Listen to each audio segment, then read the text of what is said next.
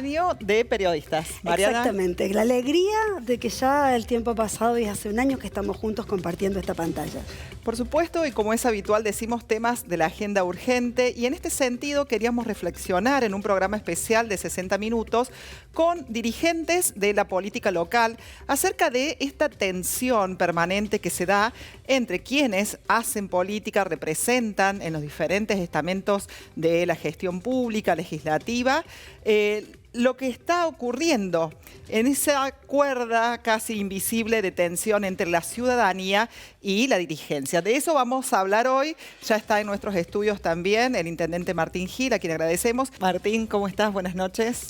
Muy buenas noches. Bueno, como lo hicieron todos, felicitarlas por este primer año de periodistas, pero además por cómo se desarrolló, cómo ganó un espacio en la comunicación política local y también por lo disruptivo y novedoso que ha sido el programa por parte de ustedes, así que por muchos aniversarios más. Gracias. Muchas gracias. Y te pedimos también, brevemente, para después ingresar a otros temas que también tienen que ver con esta agenda política, tu reflexión acerca de esta tensión, ¿no?, que hay entre la dirigencia y la ciudadanía. ¿Cuáles serían, digamos, esas cuestiones, esos quiebres o esas situaciones que vos como político ves en este momento crítico también? Bueno, no cabe en duda que estamos en una situación de crisis y las situaciones de crisis generan reacciones y la necesidad de buscar responsables que no sean capaces de dar respuesta a esa crisis o a sentirse particularmente interpelados. Y a mí me parece que toda la dirigencia, de la cual la política ocupa un rol clave, central, por el nivel de responsabilidad, pero toda la dirigencia está de alguna manera en una situación crítica. La representatividad está en una situación crítica. Quizás tiene que ver con la dificultad en encontrar resultados.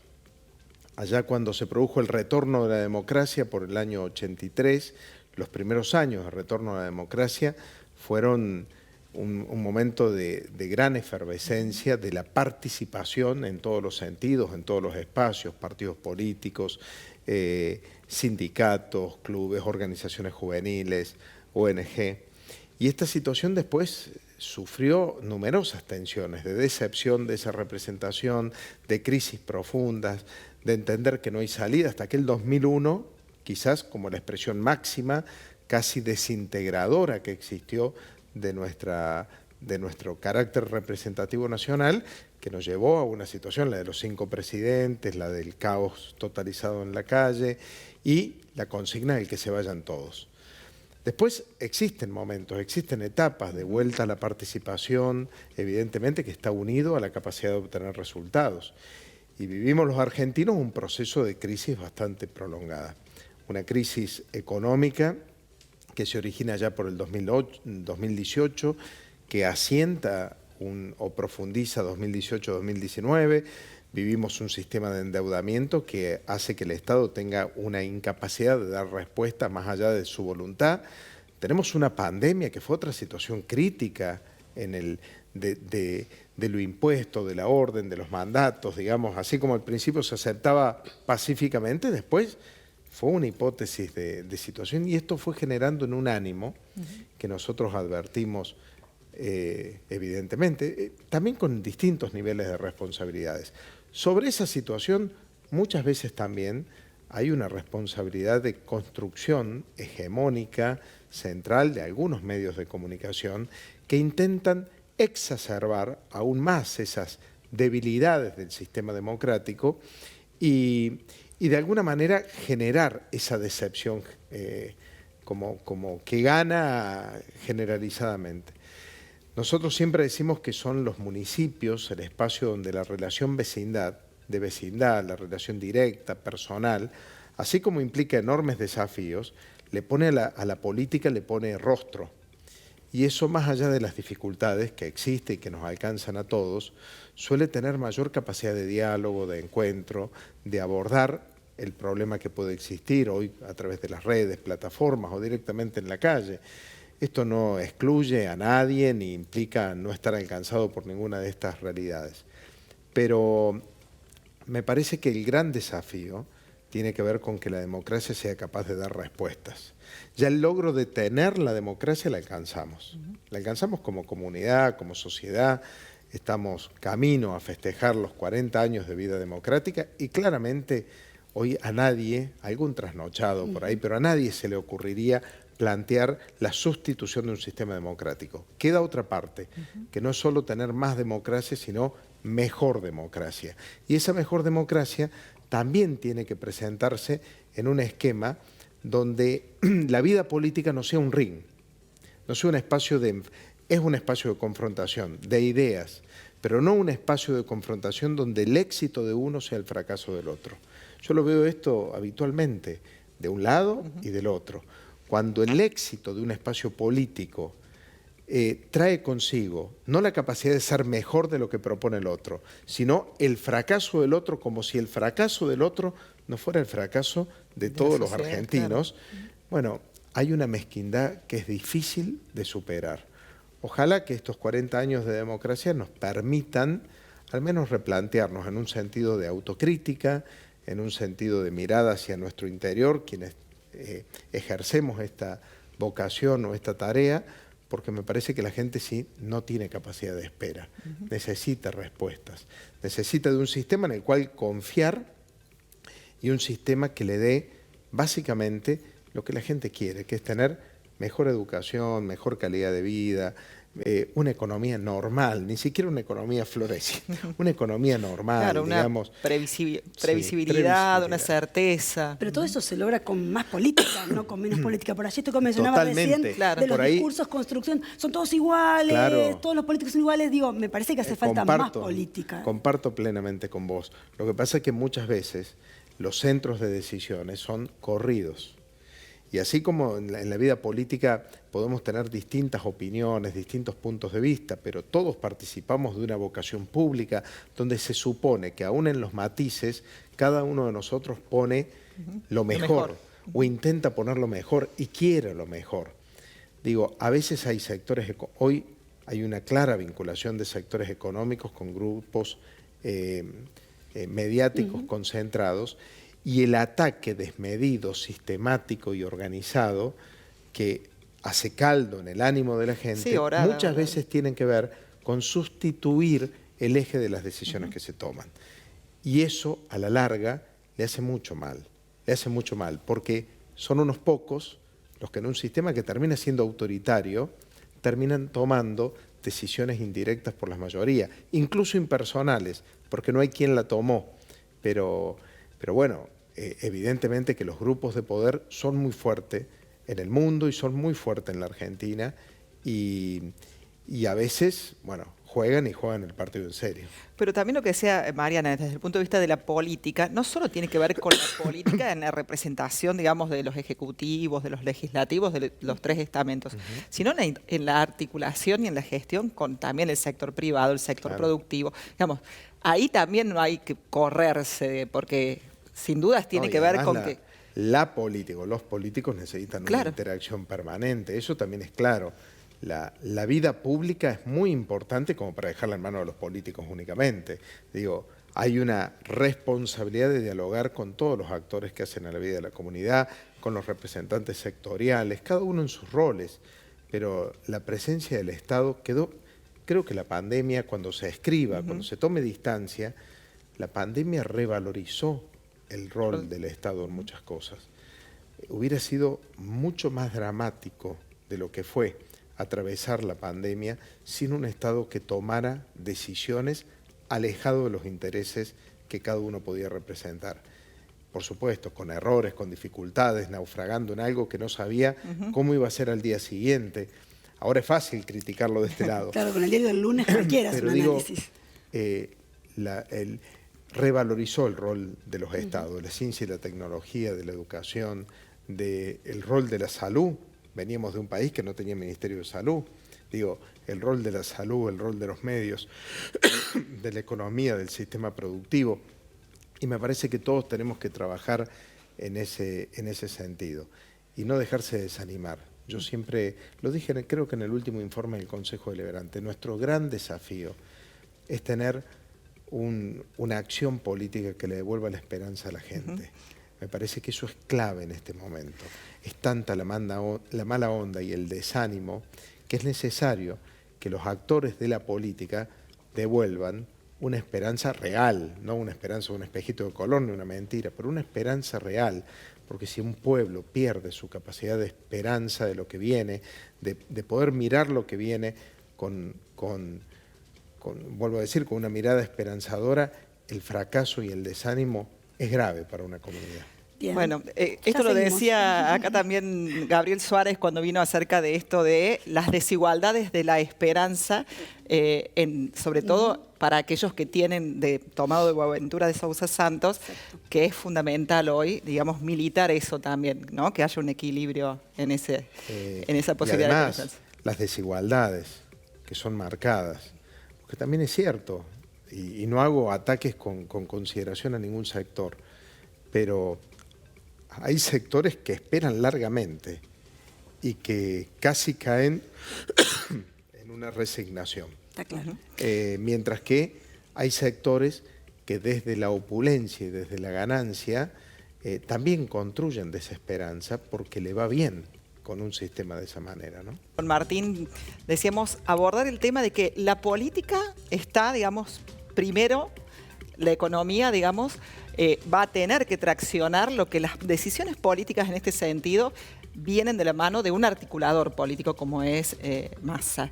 ¿Esto cómo se leyó hacia el interior de los municipios, de las provincias? Bueno, vos también como dirigente del mismo espacio. Bueno, yo he hecho una reflexión basada en 3 consideraciones generales que me parecen positivas.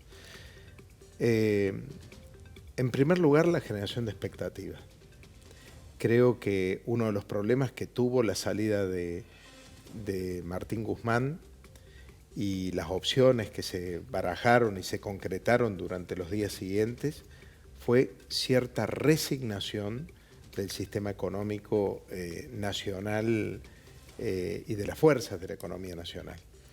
Y la economía se mueve con expectativa. Y esa resignación me parece que en esos 20 días que siguieron, un mes que siguió, claramente se mostró en indicadores muy negativos que estaban muy por encima de los datos que surgían de la realidad. Ejemplo, dólar blue, ¿no? Entre otras variables. Me parece que la generación de expectativa es un dato importante para la economía nacional y, por supuesto, una tarea que esa expectativa se transforme en esperanza, por lo que decíamos hace un rato, ¿no? En segundo lugar, el equipo económico que se ha constituido. Creo que es un equipo que se nutre de personas con mucha experiencia y mucho bagaje realizado. Conozco a muchos de ellos, a Raúl Rigo, y creo que es una de las personas que más conoce el movimiento de la administración pública, financiero de la administración pública, a Daniel Marx en el tema de la deuda, a Matías Tombolini uniendo comercio interior o comercio con comercio exterior, un economista de fuste, pero además buenos comunicadores, que ha sido una falencia bastante crónica en este sentido. En el área de industria, traer a una persona como el Vasco de Mendiguren, que claramente representa con su pensamiento y con su figura, representa la antítesis de un modelo de especulación financiera, un productivista, digamos, con un recorrido hecho en la Unión Industrial, en su rol de empresario, pero con un sentido de un empresariado nacional. Me parece que es nuevamente un acierto.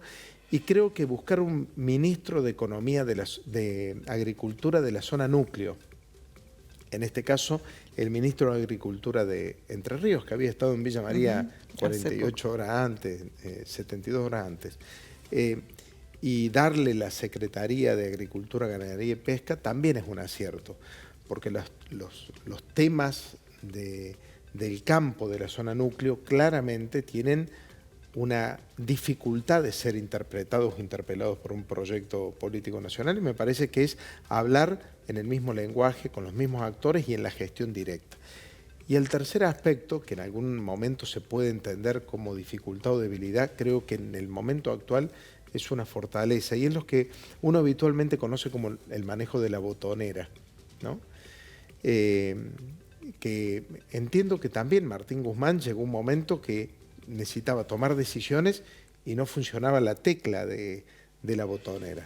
Me parece que unir producción, e industria a lo macroeconómico y entenderla como los motores del crecimiento económico, pero también entender que las decisiones de la economía afectan directamente al que produce y al que genera trabajo, me parece que en este momento es un acierto la unificación. Yo tengo no solo expectativas, sino tengo esperanza en que la economía se normalice, ceda a los procesos especulativos y se logre fundamentalmente transitar un modelo de crecimiento económico como hoy estamos viviendo, con una economía normalizada y con una variable progresiva de control, que es la de la inflación, que evidentemente afecta de un modo muy sentido a los que menos tienen.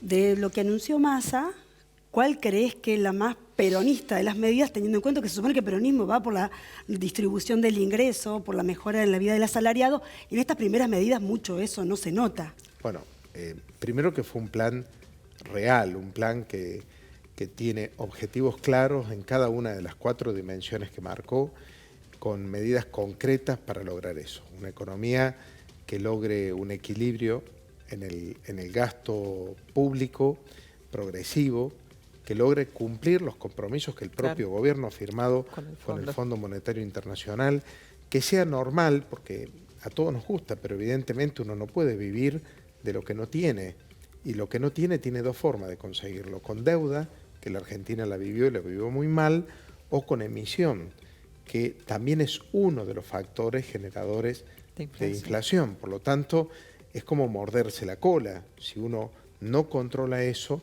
el empobrecimiento estructural se profundiza.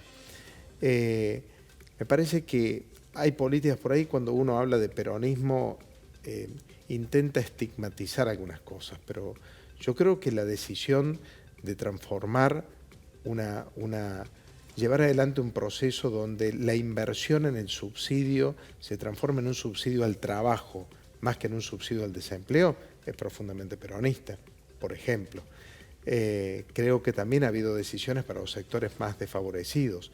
Creo que también es peronista que tengamos una segmentación donde los que más tienen no tengan que ser subsidiados por servicios que parece irrisorio y que generan también un desequilibrio en las cuentas públicas que genera mayor pobreza, sino que los subsidios estén perfectamente dirigidos a quien no puede abonar. Digo, me parece que hay... Y después creo que también es profundamente peronista, como antítesis de un modelo especulativo o un modelo puramente financiero, fortalecer a la producción y a la industria, incluso en una perspectiva que marcó Sergio Massa de cuál es la agenda que la Argentina tiene para los próximos años, que es una agenda del litio, que es una agenda de hidrógeno verde, que es la agenda de los combustibles no tradicionales o no convencionales, que es la agenda de la producción alimenticia. La Argentina tiene una proyección realmente muy positiva en un horizonte mediano. Ojalá que los argentinos tengamos la capacidad de darnos cuenta y entre todos sumar esa visión estratégica de la que habló Sergio. ¿Ya llora? Seguimos con el peronismo. Seguimos con el peronismo. Ahora en el ámbito provincial, el amplio arco. Pero tiene que ver también con algunos movimientos en donde está haciendo, digamos, ya pie hacia el interior de Córdoba, ¿no? O sea, esa discursividad que también planteaba, no, solo gestión, gestión, gestión, ahora ya hay un corrimiento también, aparentemente como que se abrió la puerta hacia el interior de la provincia. ¿Cuál es tu relación? ¿Cuál es el vínculo? ¿Hay diálogo, no hay diálogo? Con relación a esto que vos venís reclamando hace mucho tiempo, de que queremos estar y formar parte de esa mesa donde se discute el peronismo del 2023, desde los territorios, sobre todo el interior, ¿no? De estos territorios en donde nosotros nos situamos.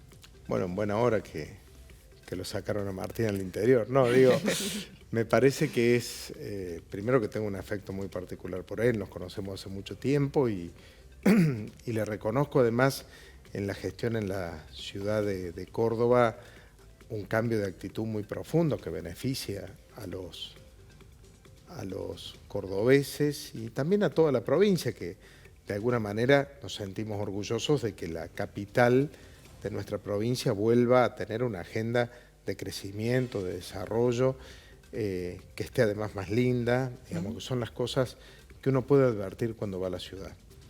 Pero nosotros hacemos un hincapié muy especial en lo que es la Córdoba productiva, la Córdoba industrial, lo que pensamos en una Córdoba integrada y de oportunidades, la Córdoba que reúne una potencia que la hace distintiva en el concierto de las otras provincias argentinas y sin generar una antítesis entre capital e interior.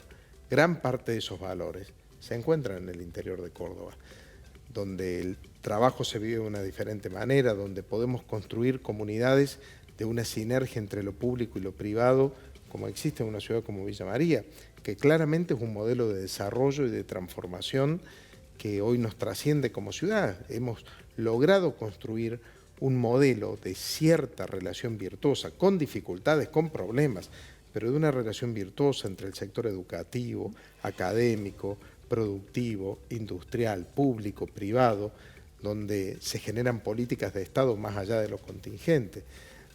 Yo creo que hay que poner en evidencia y hay que poner en el escenario lo que el interior de Córdoba tiene para ofrecer al debate de la Córdoba que viene. Y por supuesto animarse a debatirlo, no solamente a transcurrir en visitas protocolares o en espacios de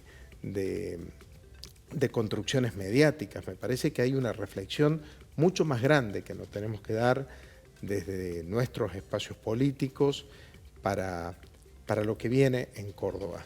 No, tenemos que cuidar de no caer en un revisionismo de lo que hemos podido hacer como proyecto político con todas sus vertientes en los últimos 23 años en Córdoba, que ha sido mucho y bueno, y que claramente ha marcado una etapa que cuando se escriba la historia de Córdoba con alguna perspectiva va a marcar un tiempo de transformaciones importantes en la provincia.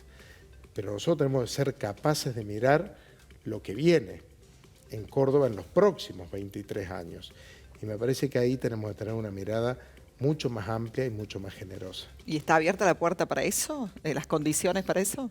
Nosotros estamos dispuestos, somos un grupo de intendentes que lo venimos diciendo y por supuesto que si tanto Martín como cualquier otro dirigente viene al interior, camina a nuestros territorios, lo vamos a hacer poniendo la agenda que se encuentra en cada lugar, agendas productivas, culturales, educativas, de transformación de las materias primas, de producción de energía, de economías regionales, las dificultades también que existen. De parte nuestra siempre hay un debate, porque pensamos que lo importante es Córdoba. Ahora, tampoco somos un colectivo de dirigentes políticos a los que nos lleven de un lugar a otro como digamos, dando por hecho las cosas. Nos interesa ser protagonistas, pero lo digo no solo con ganas de ser protagonistas, sino con la responsabilidad que tenemos de ser protagonistas en este tiempo y de generar, exigir que ese debate se abra y que seamos capaces de transitarlo. Seguimos con el intendente y dejamos para el final la frutillita del postre. Hace un par de semanas o de meses, perdí la cuenta del tiempo, estuviste acá, tiraste una bomba con una decena de nombres de hombres y mujeres, dirigentes justicialistas que, según tu criterio, estaban en condiciones o están en condiciones de sucederte en el sillón de Viñas. ¿Te arrepentiste de haber nombrado alguno? ¿Hay alguien más que debería haber integrado esa lista? Bueno, te escuchamos. No me arrepiento. Primero, me parece que es muy importante visualizar que este proyecto político que gobierna la ciudad desde hace 23 años, democráticamente, digamos, por las urnas, por la decisión de los villamarienses, tiene la capacidad de pensar proyectos superadores. Nosotros creemos que el proyecto que viene en la ciudad tiene que ser superador del que me pudo tocar conducir a mí o a quienes me precedieron en el ejercicio. Y para eso creo que hay una representatividad de nombres. Yo nombré a algunos. Dije en ese momento que la lista era enunciativa, no taxativa, pero nombré dirigentes sociales de la ciudad, ¿no? De la talla del rector de la universidad, como es el caso de Luis Negretti, o al menos en mi opinión, ¿no? O el caso de Litín Pizorno, presidente del Parque Industrial y Tecnológico y un empresario de dilatada trayectoria, o el caso de Pablo Rosso, que ha estado en el decanato de la UTN hasta hace muy poco tiempo y hoy ocupa la presidencia del Consejo Deliberante. mencioné a dirigentes con experiencia, pero que vienen recorriendo con mucha fuerza, como es el caso de Rafael Saccheto, Celeste Curetti o Tati Rodríguez. Mencioné otros dirigentes que ya han hecho su camino, pero que tienen un potencial para seguir dándole a la ciudad, como es el caso de Nora Vedano, hoy presidenta de la agencia Córdoba Ambiente, Córdoba Cultura. Mencioné dirigentes que integran incluso el espacio de Somos, digamos, internamente, y que hoy se encuentran, por ejemplo, el secretario de Comercio de la provincia, porque son manifestaciones que se han hecho en su momento. Y omití también algunos, no por como era enunciativa y no taxativa, no voluntariamente, pero me parece importante que uno podría agregar en esa lista personas como José Cariñano, hoy presidente del Ente de Desarrollo Regional, o a Marcos Bobo, hoy secretario de Comunicación de la provincia, y quizás podrían aparecer otros dirigentes más. Pero ¿qué quiero mostrar con esto? Que esta fuerza política que fue capaz de transformar Villa María, eso es indudable en todo este tiempo, tiene la capacidad de generar también liderazgos, y de generar liderazgos jóvenes y liderazgos con experiencias, y además de tener una vocación de construir colectivamente. Me parece que se termina en el tiempo de los personalismos, y me hago cargo de lo que me toca a mí como dirigente, quizás con una fuerte impronta personal. Y tenemos que tener la capacidad de construir proyectos colectivos. Y estoy seguro que todos los que nombré y muchos otros que podrán estar en danza y que pueden tener la legítima e irrenunciable aspiración de poder hacerlo, vamos a tener la capacidad de construir un proyecto colectivo para Villa María que sea superador del presente y que asuma la agenda futura de nuestra ciudad.